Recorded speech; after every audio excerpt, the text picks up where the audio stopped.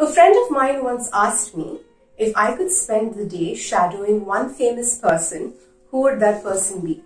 The answer came very naturally to me. It is Mr. Ratan Tata. I absolutely admire the man, and I would love to spend the day following him around, seeing what actually goes on in the life of a man who is perhaps the greatest industrialist and philanthropist this country has seen or will see.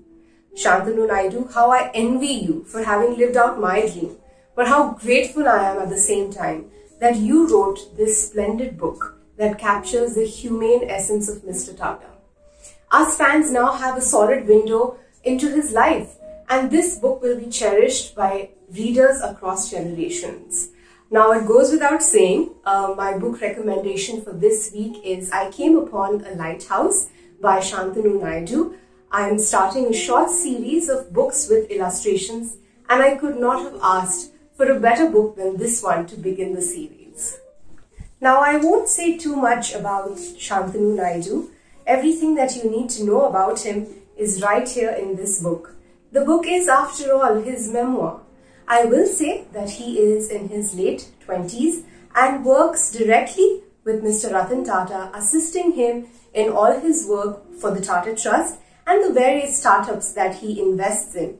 I will say this, that Shantanu is perhaps the luckiest 20-year-old in the world. I would like to begin by clarifying that readers should not confuse this as a memoir of Mr. Ratan Tata. It is wholly and solely Shantanu's memoir, through which he has chronicled various incidents of his association with Mr. Ratan Tata, and through these incidents he has tried to capture one side or the various sides and shades of Mr. Ratan Tata which mass media has not been able to capture yet.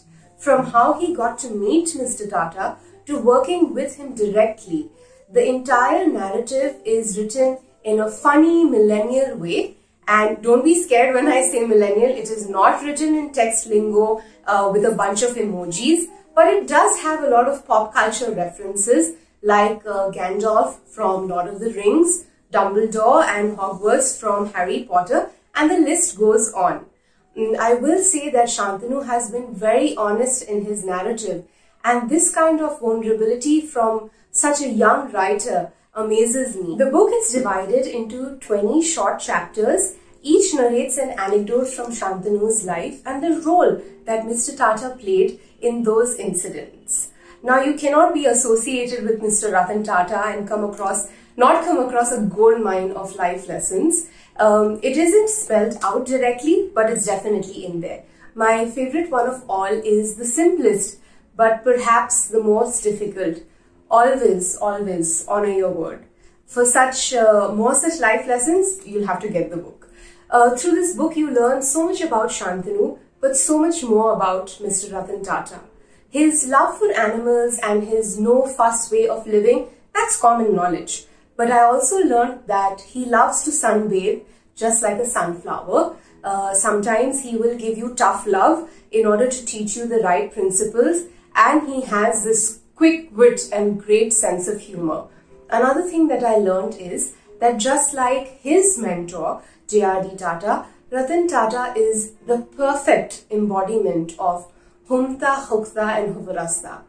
Good thoughts, good words and good deeds. But that's not all. He's so much more. Where I read selected passages from the book for you, and there are 4 pieces that I have selected from I Came Upon a Lighthouse. Let's begin. Eventually, through sheer repetition of the skinny me trailing behind him everywhere, it was a given that I would accompany Mr. Tata everywhere he went. When he went through security, he would carry nothing, but I always had the office bag, so I would take longer.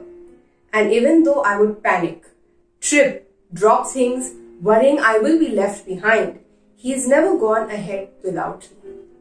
He always waits, turns around to see me pick up my bag, things I have dropped, papers that fell, and lets me run up to him. When he does get mobbed for pictures, I have never interfered or said no on his behalf or pushed someone back or stopped someone from meeting him.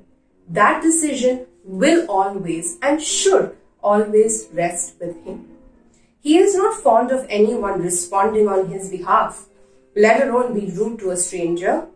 Even if he does decline a request, he will let them down gently. The humility that he exhibits is not just for him. It is expected of everyone who is associated with him and accompanies him. But I believe the source of such behavior can only be true empathy.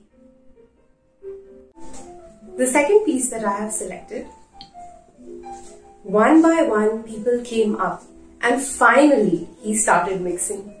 After some warm moments of laughter and hugs, he returned to our spot on the steps and sat next to me.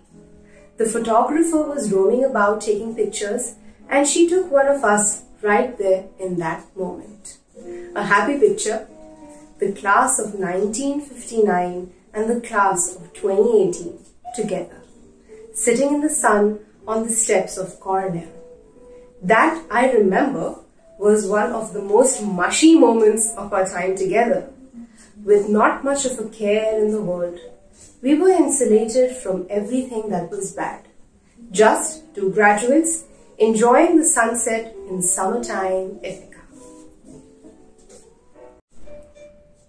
And when he is done with the haircut, he won't just tip the hairdresser, he will tip the person who shampooed his hair, the person who got him coffee, the person who swept the hair off the floor. And then he will turn around to ensure I have done the same before finally leaving. That's how he teaches me things, the best way possible, by example. How much can you learn from someone like Ratan Tata is less about him handing out the life lessons and more about how attentively you observe and listen. We've come to the last passage that I have chosen, and it's definitely my favorite. It details Shantanu's visit to J.R.D. Tata's grave in Paris and the tender moment he had there. Division 89, line 1, first room to the left. That's all I knew. For about 45 minutes of roaming about and miscommunicated directions, we finally arrived. There were 3 graves with the Parsi phrase, Humta Hukta Huvrasta, good thought, good word, good act inscribed on them. Ranjit gave me a few minutes alone. I did not know what to say. Your friend is giving me a hard time right now, but you know I care for him deeply. I will do my very best to be there for him in friendship and in everything else. I wish I knew you too when you were around. I wish I saw you two together. He misses you. It's obvious. But I am blessed to have come upon his life, and I only wish that you watch over him. I will also try, just as he watches over me. So that's it for I Came Upon a Lighthouse by Shantanu Naidu. It's a brand new release, so don't waste your time and grab your copy. Links will be given in the description box below. Like I mentioned earlier, that this is part of my series on books with illustrations.